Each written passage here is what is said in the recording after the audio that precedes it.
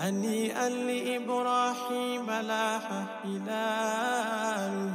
alhamdulillah wasalaatu wasalaam ala rasulillah. mbokki jullit yi mbokki taalibe yi salaamaaleykum wa rahmatullahi taala wa barakaatu. ci ndigalal Mawlana Sangue Barhamou Ndiaye ci ndigalal président Massel Thiam président Jama Fidiane Siddiqine international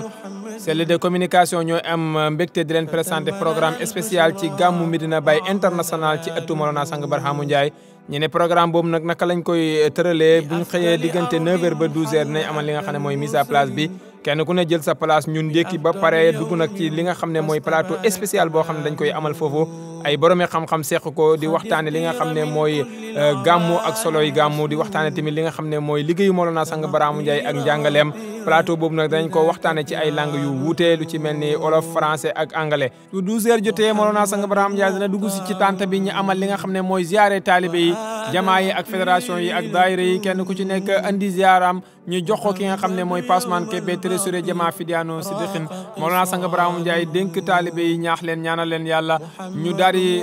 yëkkati jotaay bi dem añi suñu añee ba del si waat nag Sangue Barhamou Ndiaye dina ñëwaat ci tànt bi 17h ngir amal li nga xam ne mooy cérémonie officielle bi ñu def ko diggante 17h ba 19h 19h 20h mooy li nga xam ne mooy julli timis bi ak wasifa bi bu ñu jógee ko ci julli timis bi ak wasifa bi nag dañuy yëkkati jotaay bi ñu dem xewlu ji bu ñu reeree ba pare nag ci la ñuy waajal guddi gu mag gi nga xam ne moo war a am muy gàmmu gi nga xam ne Mawlana Sangue Barhamou Ndiaye moo koy taxawee incha allah bëgg nañ 21h jàpp 21h30 na taalib yëpp jëlaat seen i place ñu toog xaar Mawlana Sangue Barhamou Ndiaye mu dugg si waxtaan ak jaam yàlla yi ci kan moo yonent yàlla Muhammad sallallahu alayhi wa sallam lii mooy programme spécial bu Jama Fidiane Siddiqine ci gàmmu international bu Medina Baye ci ëttu Mawlana Sangue Barhamou Ndiaye.